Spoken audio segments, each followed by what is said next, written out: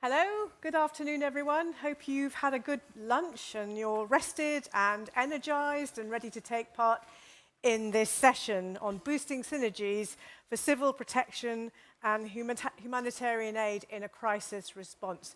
And I'm really pleased to see some of you have already started work. You've started to populate the Slido word cloud in one word. So I can see you've put clear roles, dialogue needed, common goals. Carry on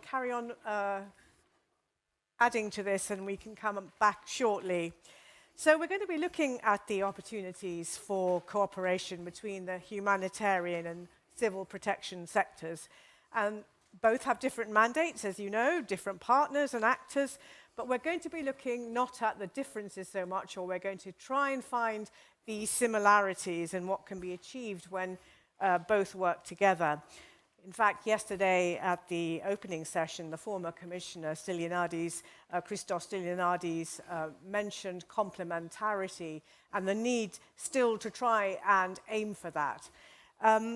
So I've realized I haven't done any housekeeping points. I do need to just quickly tell you that we do not have any interpretation today. I don't know if the technical team want to play some housekeeping slides very quickly. No? Okay. We don't need to do that because I think you know the score by now. To go into Slido, it's EHF 2023. Do share your thoughts on social media, on Twitter.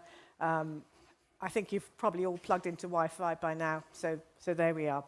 Anyway, let's go back to the main part of this session. So DG ECHO is in a unique position because it houses both the humanitarian aid and civil protection branches, and we'll be hearing more about that and how that works, how they've achieved that during the course of this session.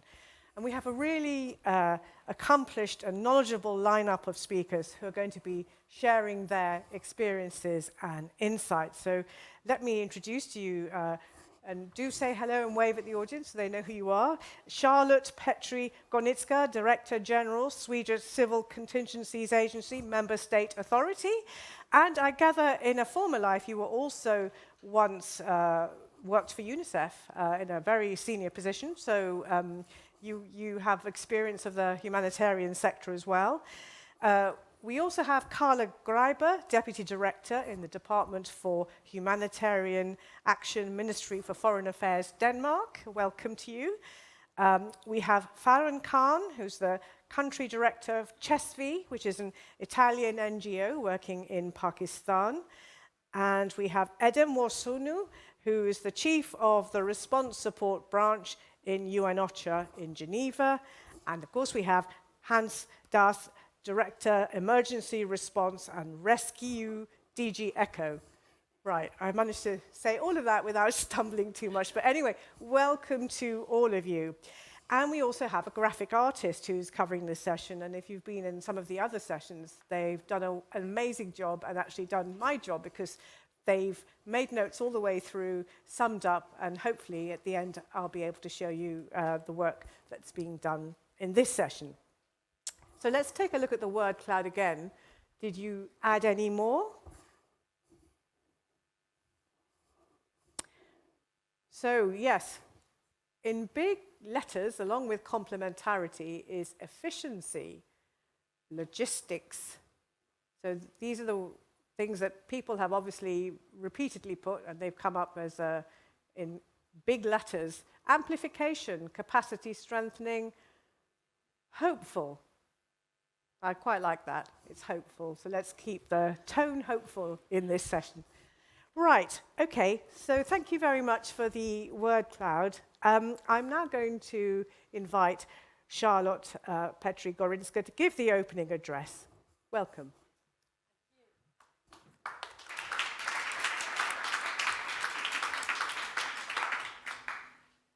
Thank you so much for the opportunity. I'm really honored to be here to attend this bridge building panel.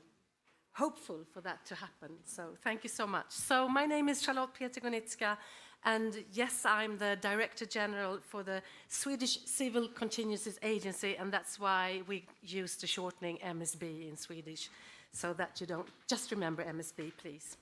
And I've been, prior to this, I have spent almost 20 years in the humanitarian sector, so I embrace perspectives from both sides, if you will, and maybe that's why I'm been asked to speak or to share with my views with the panel. But I also represent MSB today, an agency which has more than 20 years of experience of working as well, both in the humanitarian side as well as in civil protection fields. So we are here to address the topic of how to boost synergies between humanitarian action and civil protection in crisis response. And I would like to make 3 key points to start off our discussion.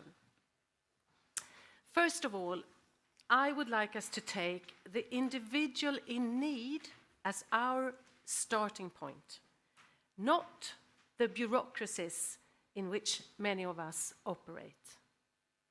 Secondly, in a time of scarce resources, how we can best advocate for cost-efficient solutions.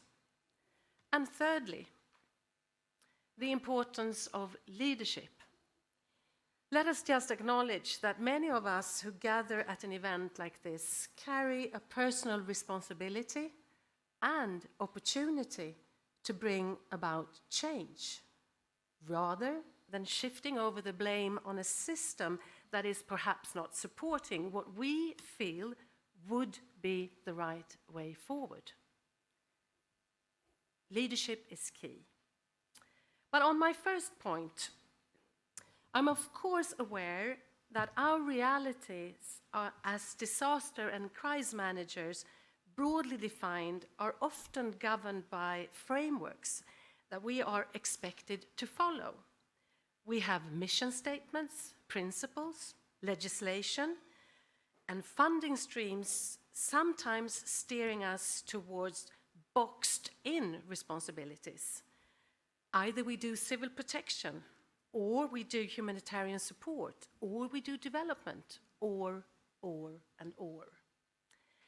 Many of them are also linked to identities or cultures of mindsets, humanitarian versus governmental, non-profit versus profit, etc. But rather than starting in all of that, I would like us to shift perspectives and move out to the field.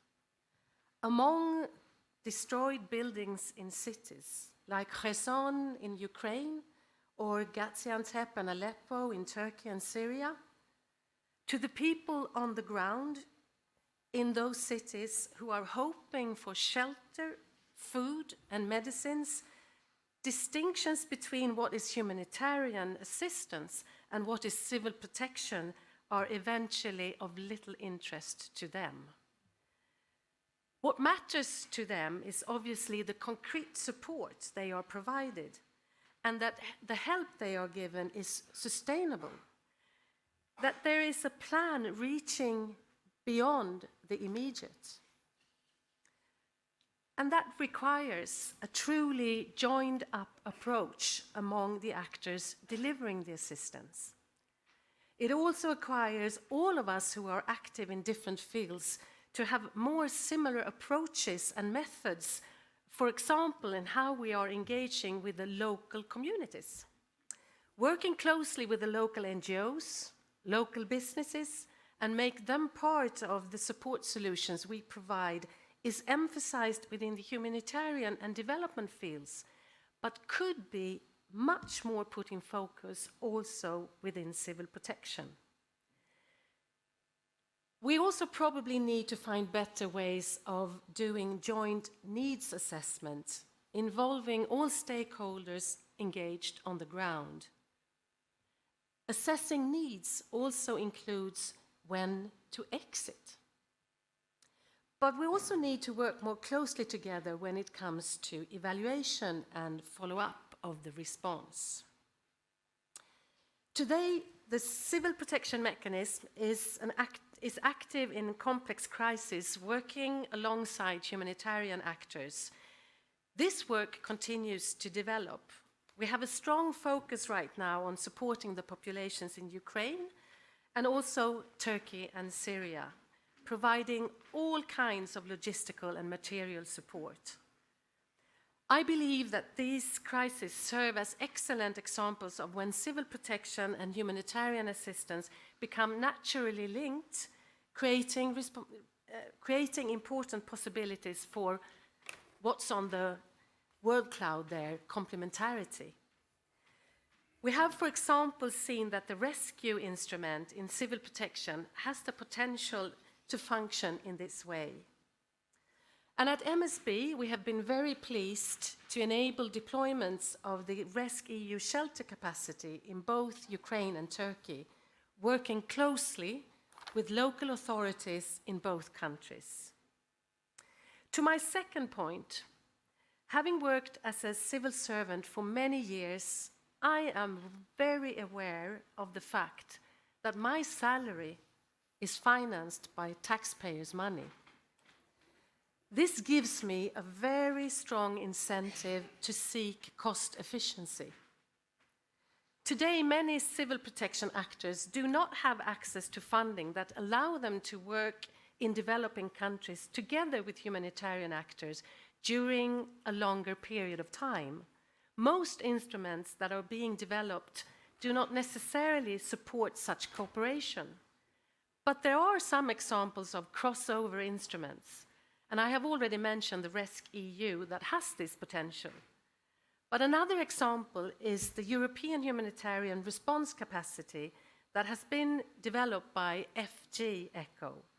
This instrument could actually open up for civil protection actors, so-called member state specialized agencies, to get funded, together with humanitarian actors, allowing, when rightly deployed, for complementarity in the field.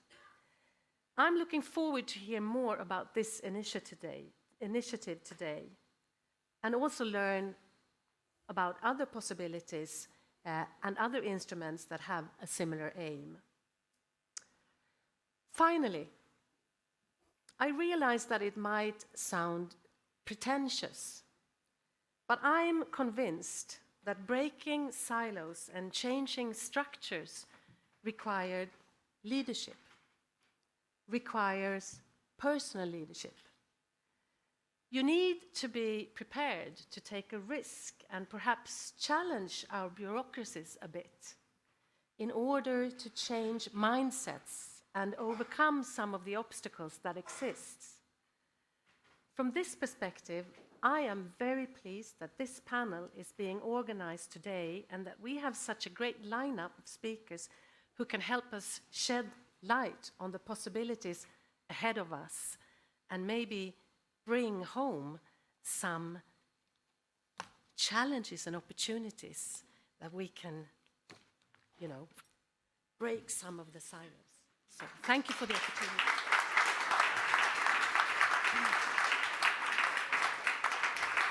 Thank you very much, Charlotte. So we're going to turn now to a completely different location, which has also had its fair share of crisis, the Pakistan floods. And I'd like to invite Farhan Khan to share your testimony and also answer the question that as a humanitarian organization, how did you find the collaboration with civil protection actors and their tools for the response? Okay, thank you.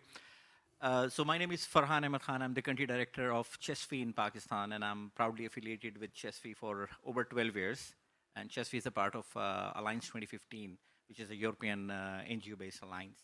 I have responded to different emergencies in Pakistan. For some reason, Pakistan is one of the most vulnerable country with regards to climate change and consequently the disaster that occurs in this country. And every time we have a disaster, the intensity is actually bigger than the previous one. We can see the 2005 earthquake, 2010 super floods, when every fifth Pakistani was underwater, and Pakistan is a country of 230 million people. And now this year, again, a disaster that hit the country. It is unprecedented. The rain hit those areas which was never actually received rain for about 150 years in the past. So it was unprecedented. Even a very modern, prepared country could not control it.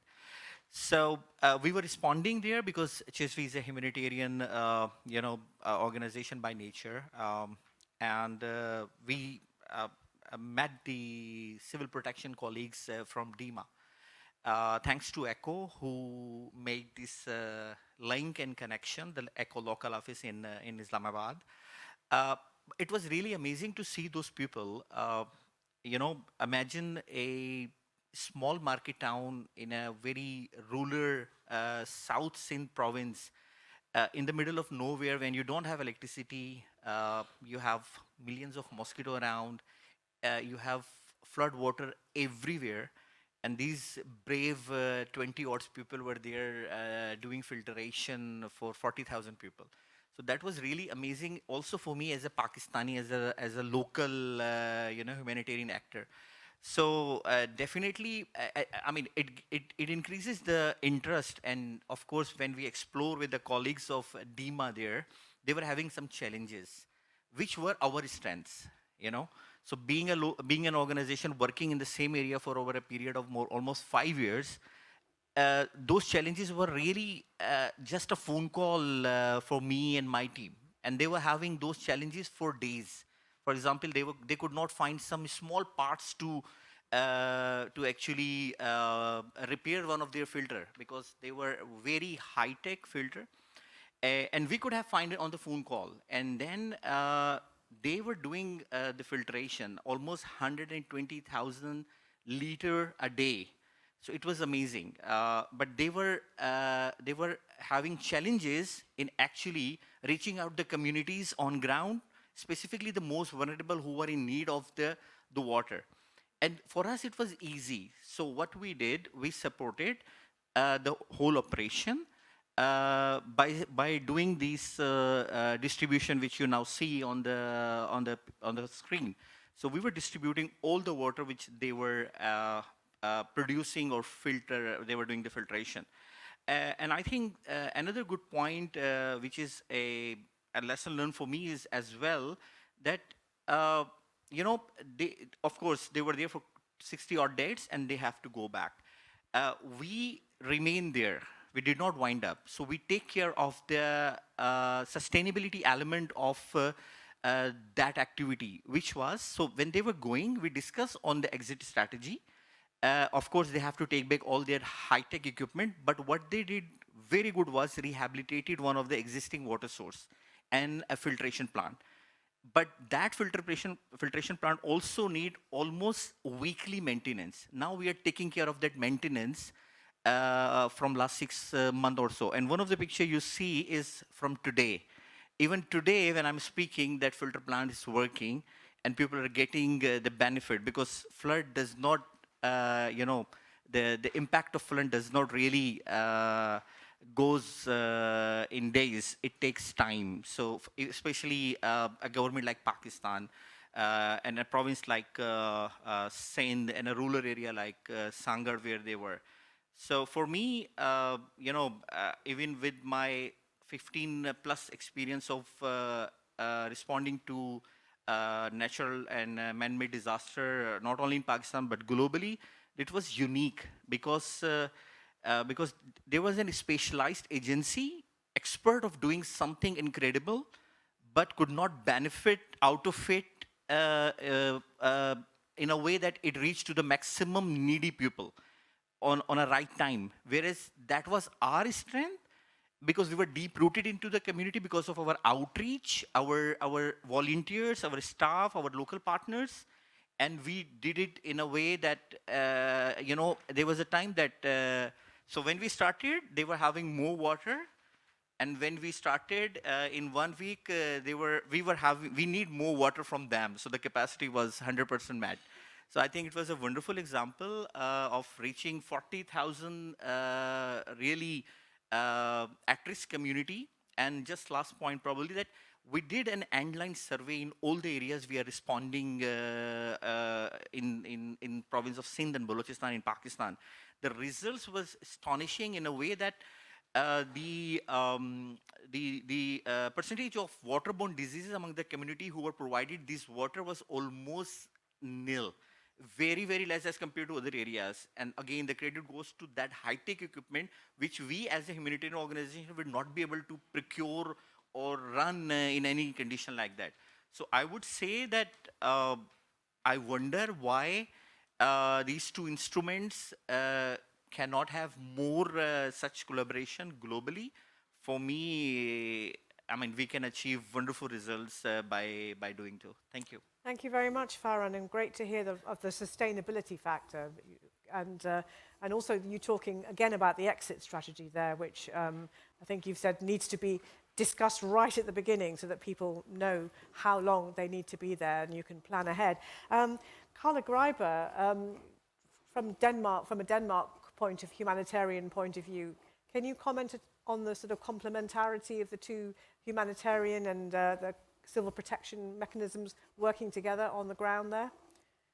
Yes, with pleasure. No, I think the experience from Pakistan is like the key example of how these two mechanisms can be put in use, and also how we at the humanitarian department in the ministry see the complementarity. So when a sudden emergency happens, we know that we have the Danish Emergency Management Agency that has these very, very specialized competencies and equipment that we can put in use very, very fast to make a real impact on the ground. But I think also from the start in our collaboration and partnership with DEMA, it's important to focus on where are the key competencies that we can put in use. It's not all emergencies where DEMA is the right actor to put into play. So that's a very important way to think about it. I think also the point that you made that DEMA, they could purify the water, and I think during the time they were deployed, they purified 2.7 million liter water, and that's really, really efficient, right? But of course they couldn't do it alone. They didn't have the local knowledge and also the need-based approach, like how to make sure that the assistance is targeted the most vulnerable people. So I think that's where the collaboration is very important as well. And also for the exit strategy, that they made sure that before they left, of course, local water structures were rehabilitated, and also that the competencies that they have were passed on to local partners as well. So I think that's something that's very, very important to keep in mind. Thank you very much. Hans Stuss, from a DG ECHO point of view, obviously you're going to say this led to a more effective response, but why did it? What was it about the way that the instruments and the organizations worked together that did make a more effective response? No, thank you very much. We are at the European Commission and at DG ECHO in particular, we're indeed deeply convinced that civil protection and humanitarian aid can very easily mutually reinforce each other and can lead to a more effective response. And in fact, I think that marriage between civil protection and humanitarian aid is really becoming part of our DNA. It hasn't been together for such a long time, but it is really making a difference, and it's having an impact. And I think one of the ways in which we try to further develop that is by sharing a crisis center. We have one center, the Emergency Response Coordination Center, which has a primary role in relation to civil protection, but which we also use to encourage coordination between the humanitarian side of the house and the civil protection side of the house. It's about very practical things, like we have daily morning coordination meetings where both the humanitarians and the civil protection colleagues very briefly update on ongoing crisis. And I am deeply convinced that these sort of small things actually help create a common emergency management culture. At the end of the process, you're no longer doing civil protection or you're no longer doing humanitarian aid, but you're trying to manage an emergency. And that is what we need to get at, I think. The other development that's very important, I think, in all of this is that the civil protection mechanism has grown enormously. This instrument has matured a lot over recent times. We have been with the civil protection mechanism on the front line of all recent emergencies. And a very significant contribution has been mobilized through the UCPM, for instance, in Ukraine, in Pakistan, in Turkey and Syria recently. If you look at Ukraine alone, I mean, we mobilized some 86,000 tons of assistance with a financial value of over 550 million euros at a time when humanitarian aid is facing increasing funding gaps. That is a very significant contribution by all standards. So in that acute emergency phase, we believe there are very important synergies, provided that each side focuses on the things it can do best. There are things that each side can do, or each side can do things which the other can't, and that is where the real added value can be found in the cooperation. Think of all the highly specialized equipment that has been mobilized for Ukraine through the civil protection mechanism. We've been mobilizing auto-transformers, we've been mobilizing thousands of generators by now, fire trucks, ambulances. These are all sort of things which are much better done by civil protection than by humanitarian aid. The ability to very quickly bring a lot of people on the ground with a technical expertise. Think about the earthquake in Turkey, where within 36 hours we had 2,000 European rescuers on the ground trying to save lives. At the same time, we should not be competing with what the humanitarian community does better. And I think of the examples of the food assistance that the UN system can bring in at a scale which we can never compete with, etc. So I think there's a lot of benefits in that cooperation as long as we work well together. But perhaps equally important, and I'll finish with that, is that we see a huge opportunity to learn from each other. We see a huge space for cross-fertilization. And I think the best example that I can give of that is this European humanitarian response capacity that Charlotte already referred to, which was created exactly 1 year ago at last year's forum, and since then has taken quite a big root, and there have been 13 operations already with that humanitarian response capacity. And I just want to explain very briefly what it is about. On the civil protection side, we are, as DG ECHO, a doer. We facilitate, we coordinate, we support.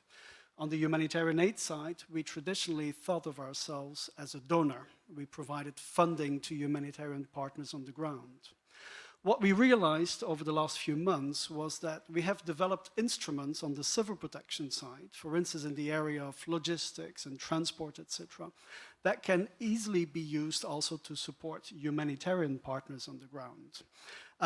For instance, the work we do on transport on the civil protection side is very similar to what you need to do in order to launch a humanitarian air bridge, like we did in Goma last week. And so that is what we have started developing since last year, where we have this humanitarian response capacity, where we try to take action ourselves whenever we think there are specific gaps that we are best placed to fill with the instruments that we have developed. And it is about cost efficiency, it is about effectiveness also. So this European humanitarian response capacities basically tries to provide logistical and transport solutions for the humanitarian community. It has pre-positioned stockpiles in strategic locations across the world, very similar to rescue on the civil protection side, but then worldwide. And it now also has the capability to mobilize medical expertise very quickly. And I think perhaps the best example I can give of the synergies it creates is the Madagascar operation, where we created a humanitarian air bridge, basically not to transport cargo this time, but basically to transport humanitarian workers who had a lot of difficulties getting to Madagascar at that moment in time. So we created, through the instruments that we have developed on the civil protection side, we created a humanitarian air bridge, which transported some 600 humanitarian workers within a very short period of time to the area where they were most needed. Thank you. Thank you very much, and nice to hear some concrete examples there. I'd like to bring in Edem Worsonu now to talk from OCHA's perspective. So talk about the complementarity of humanitarian and civil protection sectors. How well do you think it's working? Thank you very much, and it's a wonderful pleasure to be on this panel to talk about complementarities. As all my previous colleagues and speakers were speaking, I was thinking about the MSB impact in the Pakistan earthquake in 2005, having the Danes, the Swedes, and Norwegians as part of the IHP system, building the camps in where we slept on tents in Batagram, Bag, Mansehra, along with the affected communities, understanding how we work with IMAP and REACH and CalNAP and standby partners, and a system that really mobilizes and comes together. And Hans, your point on the humanitarian and the civil protection EU CPM, I didn't know about the civil protection teams until I came to this job in RSB, although I knew about Interag and UNDAC and what we did, and I'm an UNDAC member as well. And I know the question is the complementarities, but maybe a few statistics to help put things in context. The UNDAC system, as you know, was created 30 years ago, in 1993, and to date, we've conducted 310 missions in 116 countries, deploying roughly 2,000 members for a total of 33,000 mission days. So quite impressive. Starting in, let's say, Haiti, 2010, with the earthquake that devastated Port-au-Prince and other parts of Haiti, hundreds of thousands killed. The UNDAC team deployed, comprised 17 members. In Turkey and Syria, the UNDAC deployed 100 members.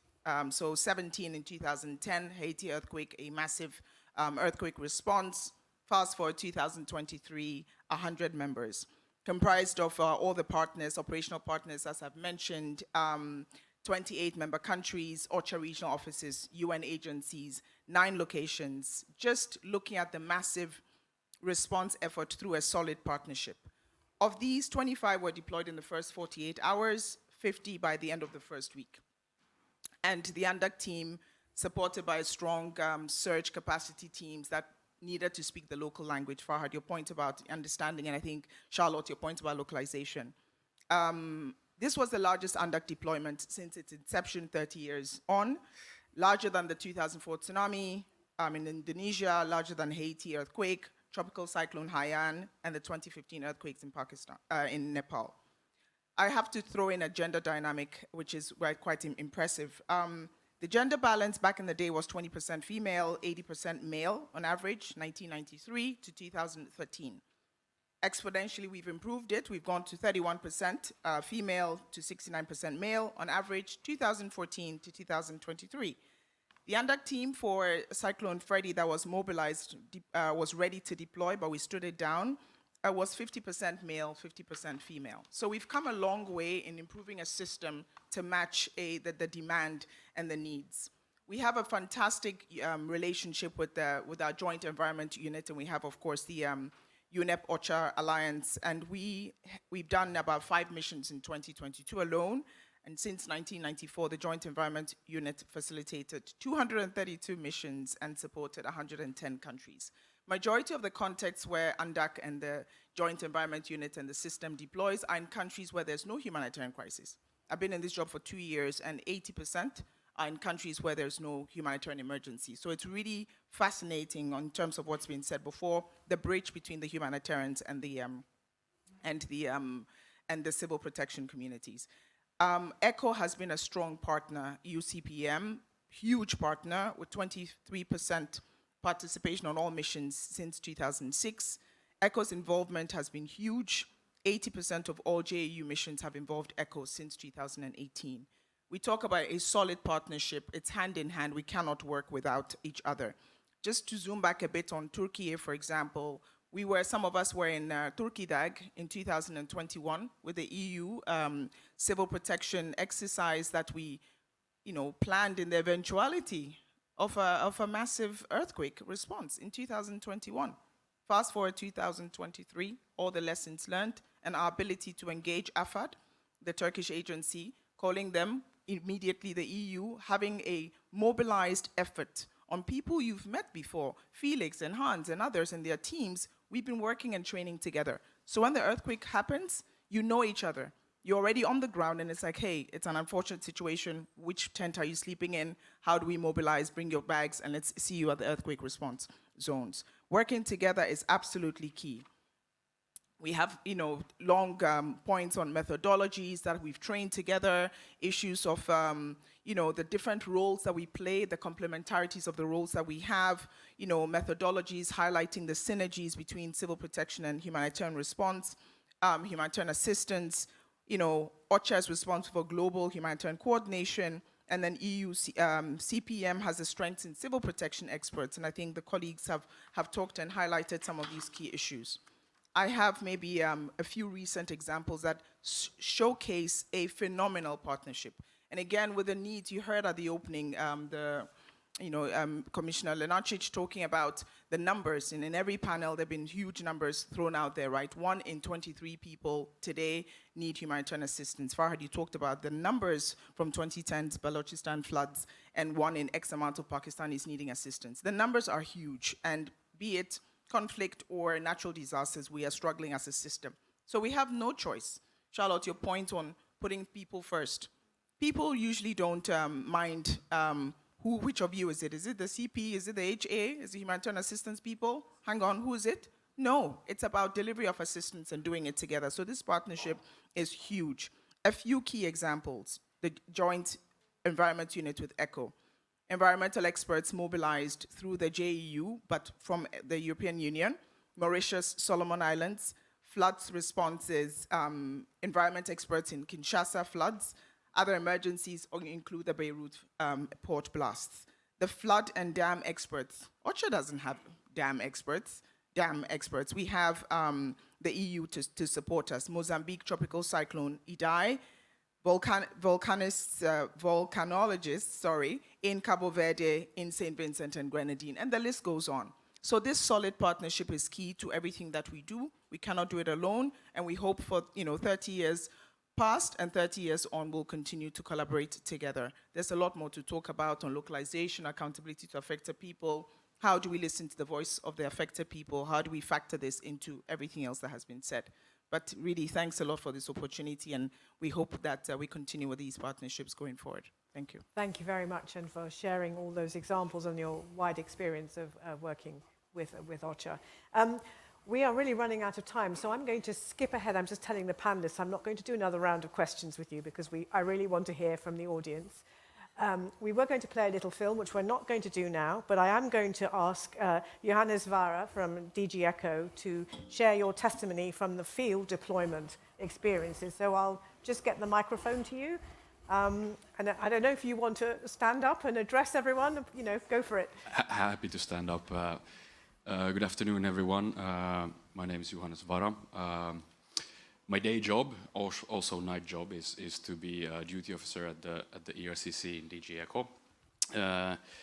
In DG ECHO, we have a pool of experts or colleagues that can be deployed to disaster areas as liaison officers, and I'm part of this pool. My 2 concrete examples that I wanted to give, so one is already what Mr. Khan went through, is in Pakistan. So I was there in September as liaison officer. And together with Tahini from the ECHO office there, I think one of the first things that actually you said is that, hey, let's link up CHESV with the Danish water purification team. Also kind of putting together the technical expertise with the local knowledge on the ground, and really making the response effective. there's usually a problem with distribution of water when these teams come in, and that's where it was a really good example on how we can work together. The second example is with the earthquake in Turkey and Syria.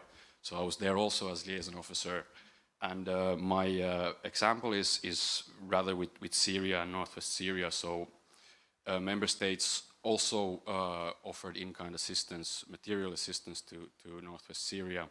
And here we could join together with IOM. So the assistance came into Gaziantep airport and was given to IOM, and they then trucked it to Syria, so that the ones that are stricken by the earthquake in northwest Syria also got assistance. And here is also the same. It doesn't matter if it's CP or if it's humanitarian aid, as long as the assistance reaches the beneficiary. That's what is the concern. So those are the examples I wanted to give from the field and from my deployments. Thank you. Thank you very much. I'm going to put everyone in the audience to work now. So if you go to Slido again, we want to gauge your opinion. So if the technical team can please call up Slido. We're going to, this is not the Q&A, this is the ranking. We're going to rank what people should do. So this, in your opinion, what are the priorities to enhance synergies between humanitarian aid and civil protection? You can apparently rank these in the order you want it to. There are a number of different options. I'm not going to read them all out, or maybe you'll find it helpful if I did. Develop a community of practice, include CP actors in humanitarian coordination mechanisms, develop new tools on the borderline between both sectors, support stronger leadership, dedicated funding to coordinate. Why is everyone laughing? Dedicated funding to coordination structures, advocacy towards humanitarian coordination structures and civil protection decision makers, and structural collaboration in areas of mutual interest, disaster risk reduction, greening, etc. So I will let you do that, and then I will get the panel to perhaps comment on it, and then we will open the floor to some questions. So it looks like developing a community of practice is in the lead at the moment, which seems quite sensible, really. Joint training and capacity building, and then structural collaboration on areas of mutual interest. I wonder how one would do that. You know, what does structural collaboration actually mean? Charlotte, do you think you could comment on that?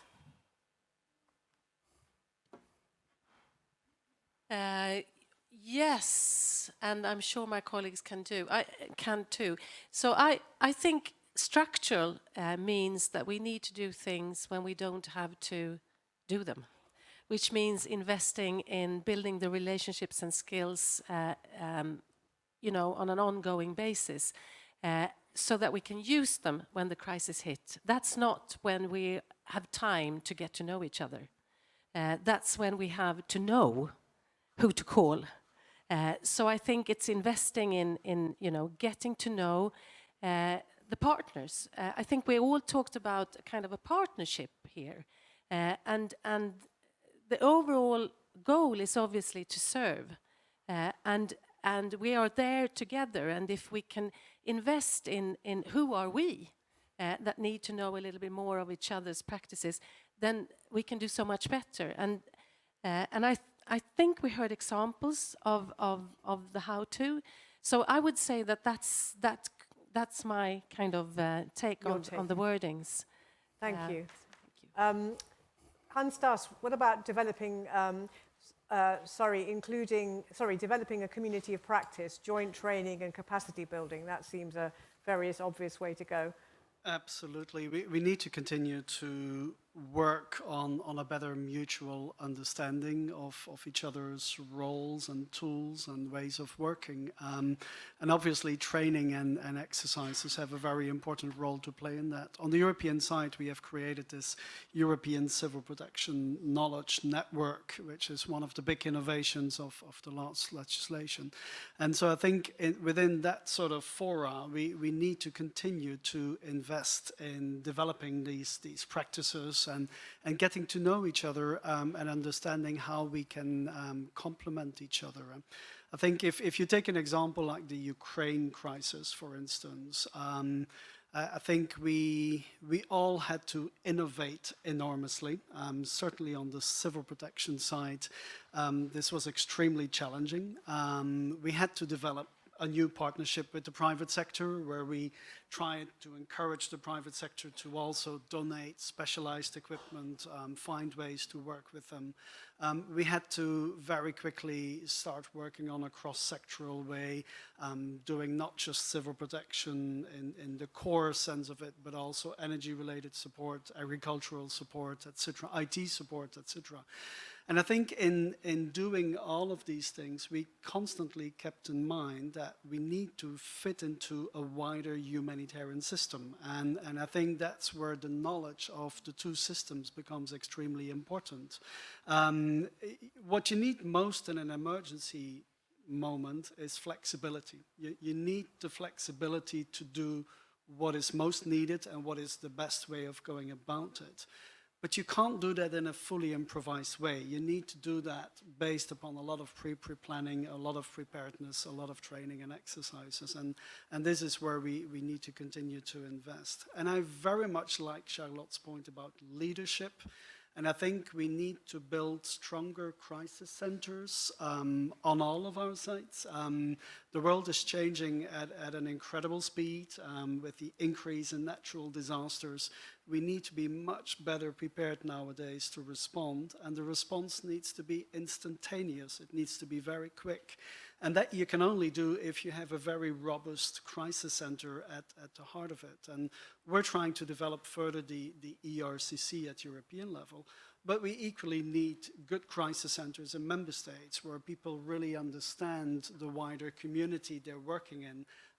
We need to build that operational leadership also through more and better and stronger and more robust crisis centers. Thank you. Thank you. Just wanted to go to Carla next, and I was looking at that point there about including CP actors and humanitarian coordination mechanisms. Is that practical at all? Yes, I think we can do. I think this session has already shown that we are adapting a lot to the situation on the ground, and if it's needed, of course, that's also possible. But I think also maybe just to build on some of the points made here as well as I think in order for the civil protection mechanism to be efficient, I think it's also very much about coordination. And in coordination, I also think the key essence is also to make sure that you match the supply and demand. So when the sudden crisis hits, you need to make sure that it's the right technical expertise that you bring into the picture. So, yeah. Thank you. Farhan Khan, did you, on the ground in Pakistan in the floods and other emergencies, would any of these, would civil protection, are you sort of thinking civil protection mechanism? I mean, how does it work for you? You're on the ground, you're helping the communities. What did it actually do? You described how there was equipment and it's led to more sustainable help and it's prevented disease. But in the end, how could you see it being improved? I think if we consider beneficiary at the top, and if we consider that we should put the humanitarian imperative first, then I think we can solve and we can connect the dots and we can find the way. For me, as we all discussed, that what matter is that how efficiently, how quickly we are responding someone who is in need, and it is the right of an affected person to be, you know, to receive humanitarian aid, whether it is coming from any instrument. We all discussed multiple times, it doesn't matter for him. They need support, life-saving support. So I think if, if we respect the identity, which is also important, and we have the flexibility, and we sort of, you know, help each other, both the instruments, in a way to basically counter the challenges, and combine the expertise. I think we can achieve the target of reaching to a beneficiary in the quickest possible time. Also, locally appropriate solutions, because don't forget that in the humanitarian aid there are also local actors, you know. So for example, just to tell you that there was a little challenge from a very small section of the people in Pakistan when they were having this DEMA activity. Because, you know, for them it is really amazing. 20 European white blonde people in, you know, in a messy situation doing something and producing water from flood water. So they don't understand the high-tech equipment who can do that. So there was a rumor that people start saying, maybe they're adding something into it, you know? See, and now believe me, DEMA alone cannot manage this thing. No. And this can go to a level that it become a challenge for them, and probably they have to wind up the operation first. Here we came as a local actor, as a local organization working there. International organization, but working there in the communities with a good outreach, CBOs and all, and we counter it in the real time. You know, of course, what DEMA did, they start drinking their own water as well. So we manage it. So this is just a very small example. This could be a bigger example, you know, a bigger mass, in fact. So I think for me, it's a wonderful example. I see in future, because you see, if you see this year, Pakistan floods, 33 million people were affected, probably twice as Holland. Then we have Nigeria, we have Turkey, we have Syria, we have Horn of Africa. So I think we are also into the fatigue of from the donor side, from those who are giving, and also when you have, you know, crisis next door, Ukraine, it's very challenging. So in this, if we can complement each other and get maximum benefit, we should go for it. Thank you. Thank you very much. Local knowledge. And Adam, just one brief comment from you on the Slido, or reacting to anything people have said, and then I'm going to ask for questions and we'll have a roving mic going around. Thanks a lot. I won't touch on what others have mentioned. One thing that hasn't really come up is data, information sharing, ensuring that we have a lot of complementarities when it comes to data, information on safety and security of the staff working. I think Farhad, your point on suspicions is also quickly translates into safety. Coordination has been raised several times. I just wanted to talk about those two, data and safety and security. And maybe one small point is local ownership and government ownership. We know that the crises are managed by you know, the foremost responsibility lies with governments. So how do we ensure that they are also owning their responsibility? And we saw it very, very, very, very well in Turkey with the AFAD and Ministry of Interior and Ministry of Foreign Affairs leading the response, with a complementary role by the EU, CPM, and also the UN and the NGOs and the humanitarian system. Thank you. Thank you very much. Okay, I know there's someone at near the front here who wants to ask a question. We'll take several. There's one there, and then we'll go to the gentleman at the back with his hand raised. Thank you. Thank you very much. My name is Corinna Vigier. I have currently the honor to work for the German Federal Office of Civil Protection and Disaster Assistance, but in my prior life, I also had the honor and privilege to have been working in the field for 14 years for very different actors, development cooperation, political missions, peacekeeping missions, observer missions, NGOs, you name it. And usually whenever I come into a new field, it's always about three things which pop up. How do you coordinate? What is your exit strategy? And how do you monitor what you do, and how do you actually plan for it? And very often people come in and say, oh, we're here to help everybody. We're here for world peace. We're here to end hunger. We're here to so-and-so. And they're on the ground and they take wonderful pictures. But in the end, no, it's not clear who are they handing it over to, who will take over it. And after a while, of course, if you're abroad and you see all these strange people coming in, driving their white cars and leaving again, at some point they just wonder, will you be here in 2 weeks again? Will you be here next year? Who will be next one?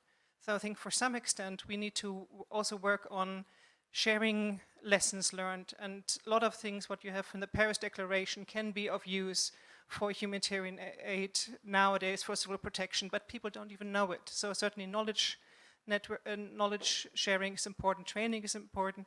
For example, there currently are plans funded by the EU Commission to have an exchange between the European civil protection team leaders and the UNDAC team leaders, for them to come together. So you have situations where you're coming into the field and you know each other, you kind of know how people are operating, and you would know probably how to cooperate, how to coordinate, how to assign goals, and how to hand over to. Thank you so much. Did you have a question at all? Or were you making a point? What are you doing to achieve this? Very good. Right, there was a gentleman at the back who had his hand up. Yeah. Do you have a question? And please give your name as well. Yes, I have a question. Thank you. This is Álvaro de Vicente from the ECO Regional Office for Latin America and the Caribbean. Thank you for the nice examples we have heard about the nice collaboration and connections between humanitarian assistance and civil protection. I would like to raise just another point that in which we have also a connection, that is disaster preparedness. In the humanitarian side of the house, as you know, we have projects, programs that are contributing to disaster preparedness of communities, institutions, etc. And now, under the UCPN, the Civil Protection Mechanism, we have also the possibility to perform advisory missions, for example, as an example of that. And we had, for example, a case in Cuba last year, if you remember well, in which we integrated the civil protection advisory mission in a disaster preparedness project. So it was a perfect triangle of the local authorities with eco-partners and civil protection. My question was whether we think that this is a strategic point to follow. That is, for us, is important. We want to continue doing this and to replicate this case. And if yes, what would be the recommendation to our partners to try to trigger or to foster this kind of collaboration? Thank you. Who would like to answer that? I can have a go at it, and I'm sure others might want to add to it, but I think it's a brilliant example. I mean, because we tend to focus very much on the emergency response phase, and I think in the emergency response phase, the synergies are most acute, and that is where it really matters, of course, and you need to get that right, and we can really mutually reinforce each other.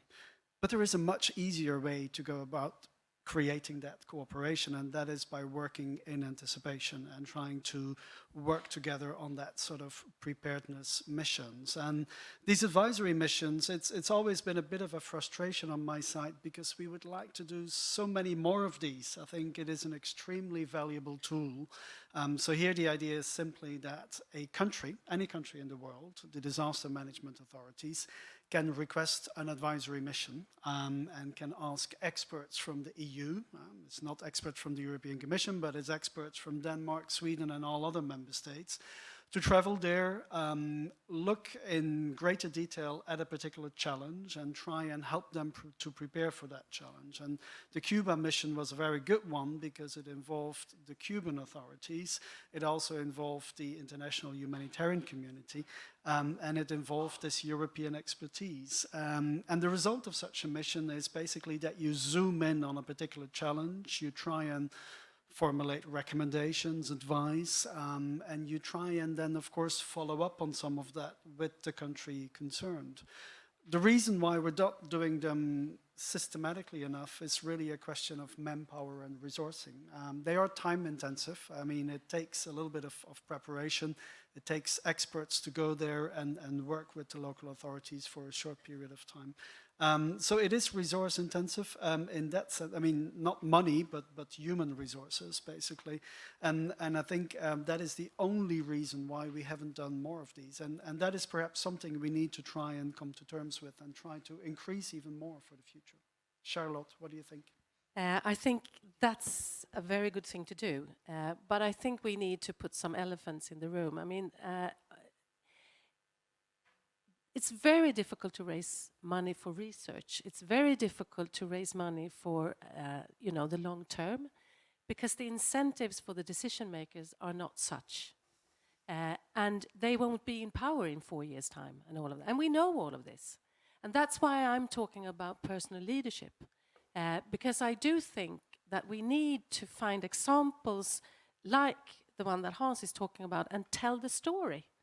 Because it's cost efficient, it's serving people in the long term, but it's not serving people who are elected for short-term periods. And I'm sorry to say this because I mean, I've been heading the Development Assistance Committee. I know where money is put. Even if the UN Secretary General starts his first 4 years saying disaster preparedness is what we really need, because we know it's cheaper. It's so hard to be successful. And I think, again, as practitioners and leaders, when we have the data and the facts, and if we need to really make that story compelling. The donors are asking for better storytelling, not lies, but storytelling. We don't give them what they need. We don't equip them necessarily for the work they have to do. That's another seminar, I know that. But I really think we need to be a bit aware of the surrounding world that we are, operating in. So sorry to make it more complicated. Thank you. And Adam, I can hear you nodding and agreeing. You touched on exactly the point about the Secretary General's disaster preparedness agenda, UNDRR, and all the UN instruments. It costs, as Charlotte has alluded to, 7 times more to respond to a crisis than to prepare for it. Operational readiness and disaster preparedness efforts are what we cut first from our OCHA budget when we're going through budget cuts. It's also linked to exit strategies. In 2014-15, I was covering Asia and the Pacific from New York. We had worked very closely, our regional office and the Nepalese authorities, to prepare for an eventuality that something will happen in Kathmandu. And so we had really put systems in place. We prepared. It was really good. We left after 3 months, and we got harangued by people to say, why did OCHA leave Nepal? Preparedness works, and we need to do something more about it, exactly as Charlotte has said. And my last point is on CADRI, the Capacity for Disaster Reduction Initiative, which is something that is huge on disaster preparedness. We don't get enough funding for it. We always have to advocate. It's simply, as you say, not sexy enough, and it's very difficult to sell it. But we need it, and it's cheaper. Thanks. Thank you. I want to take a question that's come in on Slido, which has had the most votes. How can civil protection, and this is a question that comes up a lot, be complementary with humanitarian aid if the former is government-to-government assistance, while the latter must be impartial? Well, that's a question that I've often heard discussed. So, Hans, would you like to take that one? Yeah, I'd love to do that. I was pretty confident this one would come up. No, indeed, it's two different ways of working. It is 2 different modalities, as we call it. And I think there is a strength in that. The civil protection mechanism and civil protection more generally is a state-to-state, government-to-government type of assistance. And in that sense, it is different from the humanitarian work that the humanitarian partners do. That is something that we keep in mind in everything we do on the civil protection side, and so we need to choose carefully in which situations that is appropriate and in which situations that is less appropriate. But if you take the example of the war in Ukraine again, I think having that channel with the Ukrainian government was actually extremely important. It allowed us to have much quicker a view on the needs in Ukraine, because you had a functioning government that was trying its best to take care and to take its responsibility to care for its population, who had a very good idea of where the needs were, etc. So because of that dialogue with the government in Ukraine, we had very early on an insight on where the needs were and what the needs were like. And we were very quickly able to provide a lot of assistance into that country. And having that dialogue with the government is very helpful, because if we can support the government in taking care of its own responsibility to care for its citizens, then that reduces the caseload for the humanitarians to take care of. And it is that interaction that I think is extremely important. It, of course, gets a lot more sensitive when you're operating in a context like Syria, for instance, or other sort of places you can think of. In the case of Syria, to our own surprise, we received a request for assistance from the Syrian government. Not obvious on how to deal with that. That wasn't easy. We were saved by the fact that the WFP at the same time made a similar request for assistance. So our legislation allows that governments ask for assistance, and at the same time allows, in certain situations, international organizations to do so. So we have set up a whole system where we provided the assistance to Syria through the international humanitarian community. We have taken great pride in making sure that there was a whole of Syria response. So we covered all parts of Syria, the government-controlled areas and the non-government controlled areas. For the non-government controlled areas, we worked through Gaziantep and mainly with the IOM.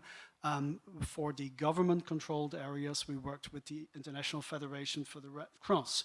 So we usually find ways to make sure that we contribute assistance in an impartial, neutral way, but being well aware that it is, in essence, it is a government-to-government channel, and that is something that we can use to our benefit in quite a few situations. Thank you.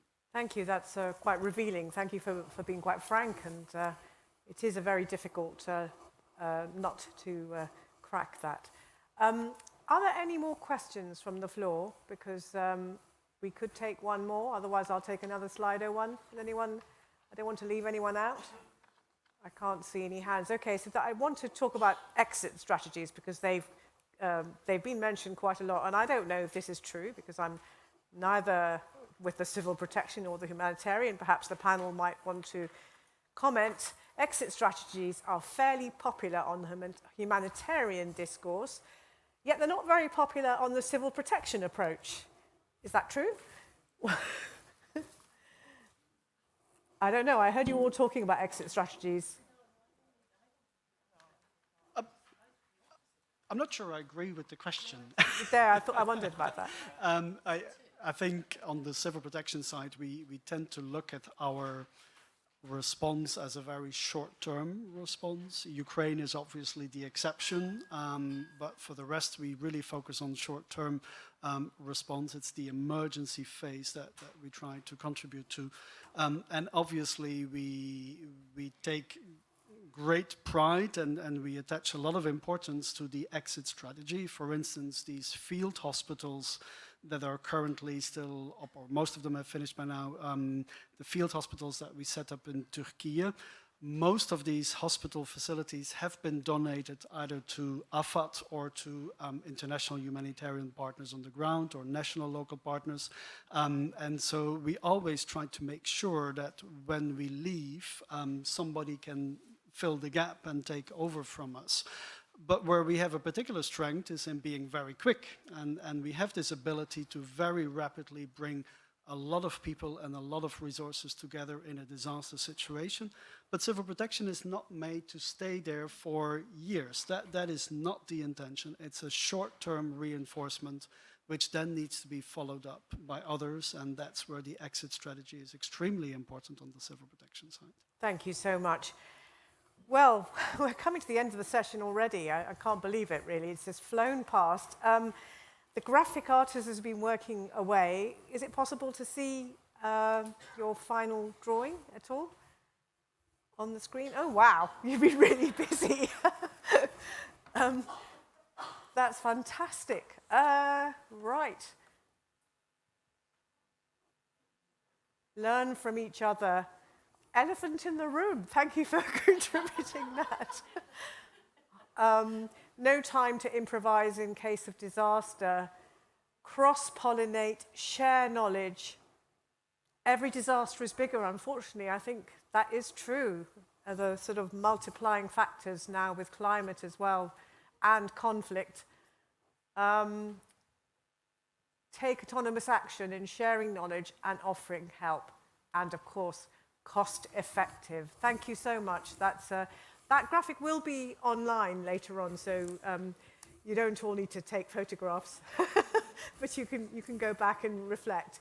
So I'd very much like to thank our panelists for your really lively and thoughtful interventions.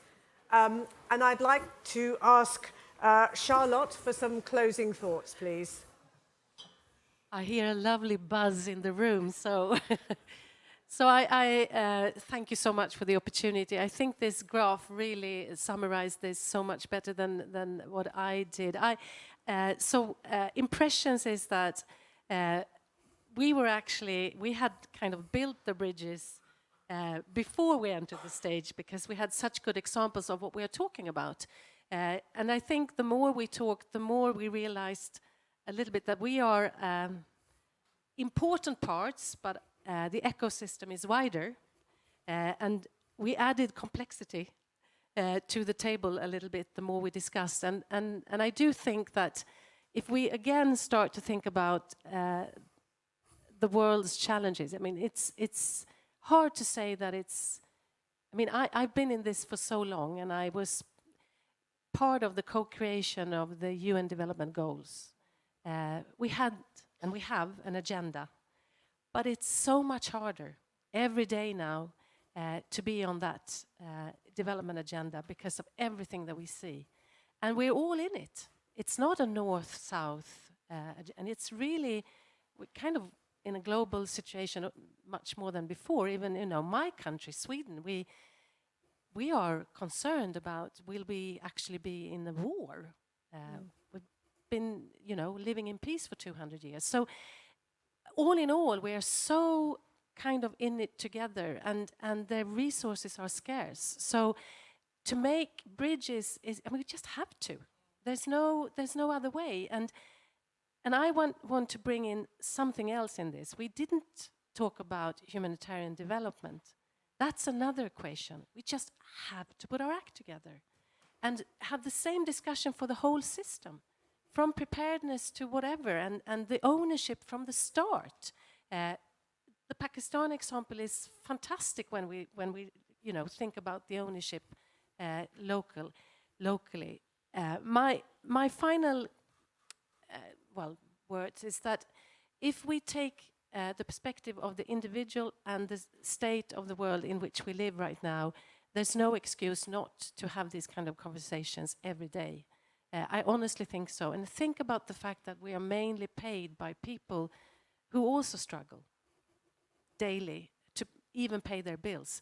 So I feel a moral imperative to do more of this, and a moral imperative to be a bit, challenging in the role I have, and it's for the greater good.